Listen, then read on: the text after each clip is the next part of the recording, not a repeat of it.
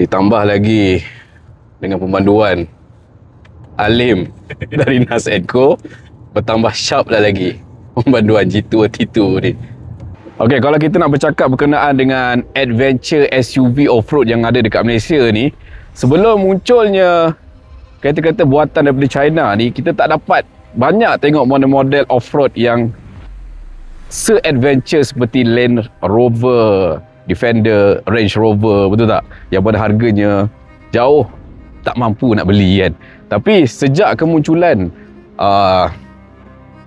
brand daripada China, kita dapat saksikan pelbagai jenis model yang kita boleh lihat untuk model adventure SUV ni.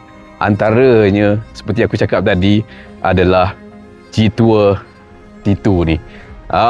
Sangat-sangat nice daripada segi design, very style. Sebuah urban off-road premium SUV yang korang boleh dapat dengan harga yang mampu milik sekitar RM170,000, yang mana harganya masih lagi belum official. Dan aku jangkakan mungkin akan lebih murah daripada estimated price yang diberikan oleh G2. So dekat belakang aku ni adalah merupakan sebuah SUV adventure off-road daripada G2. Bukan sekadar off-road yang biasa, tapi very premium. Premium macam mana? Jom kita tengok secara details G2 T2 ni.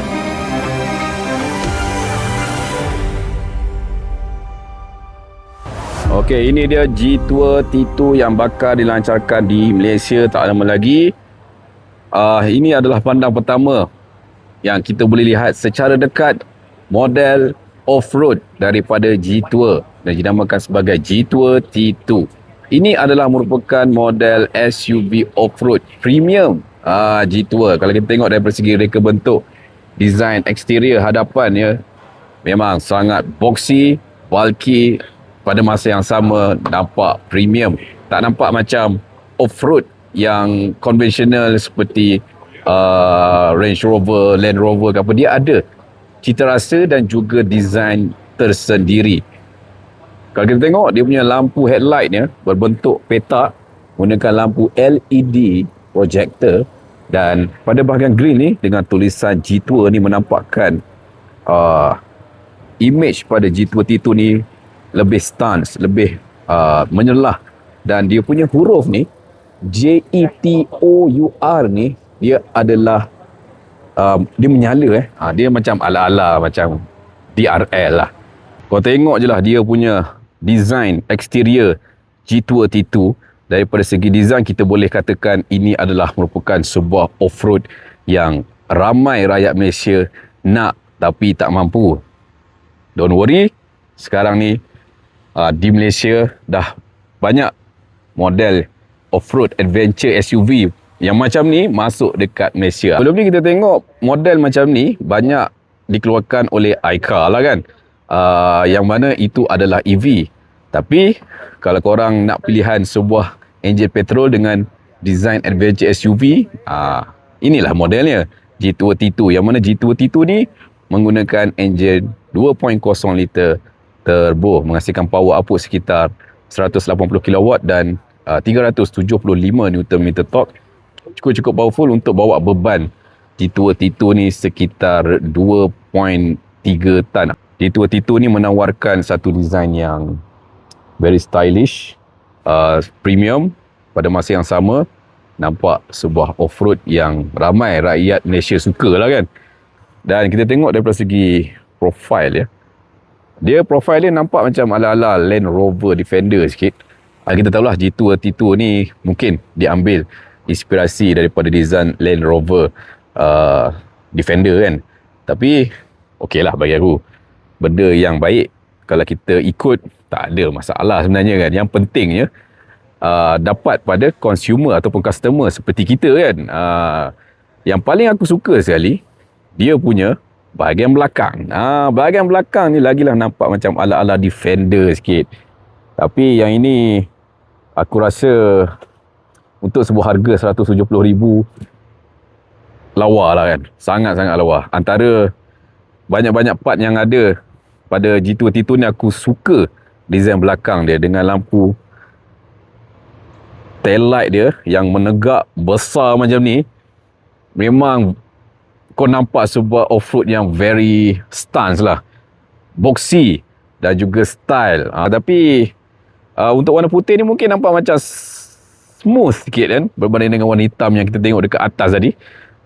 Bagi aku prefer color body warna hitam, baru nampak lebih jahat, lebih ganas lah kan. Dan dia punya kompartmen dekat sini sangat besar. Ini adalah untuk letak spare tire aku rasa. Dan ada rear camera dekat bahagian belakang ni.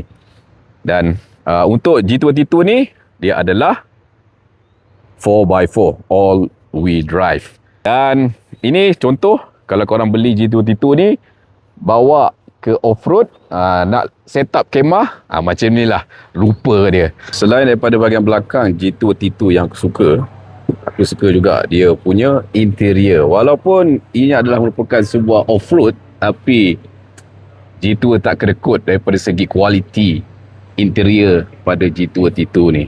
Kita tengok dia menggunakan steering wheel flat atas dan bawah macam yang kita lihat pada IMAZ 7 kan.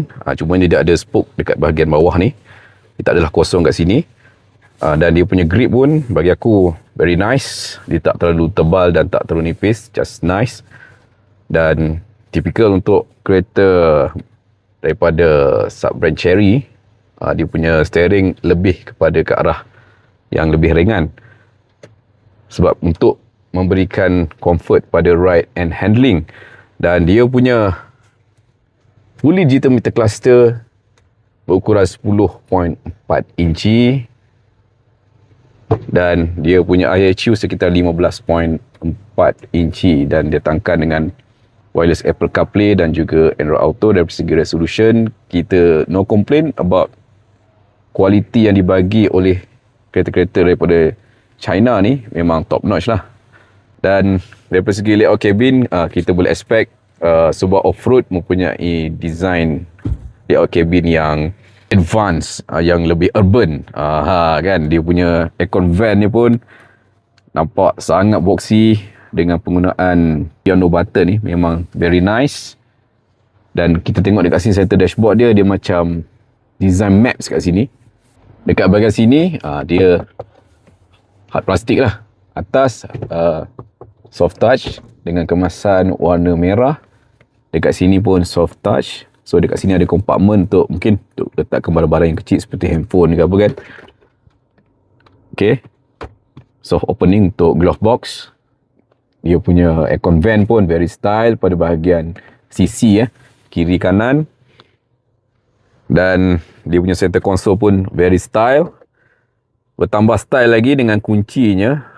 Berbentuk bersegi-segi petak hexagon macam ni kan. Sangat nice. Dan macam fidget spinner pun ada kan.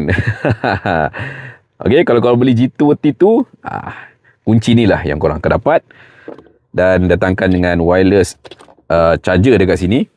Dan dia ada handle kiri dan kanan. Dan dia punya gear lever pun very style. Nampak sangat sporty. Dekat sini, ini adalah untuk kita tukar drive mode. Dia ada sport mode, dia ada snow, dia ada mud, dia ada sand, dan dia ada rock. Ada lagi ke?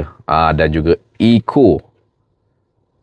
Ada lagi normal mode. So total drive mode yang ada pada G22 ni sekitar 7 mode. Oh, banyak baik. Alright.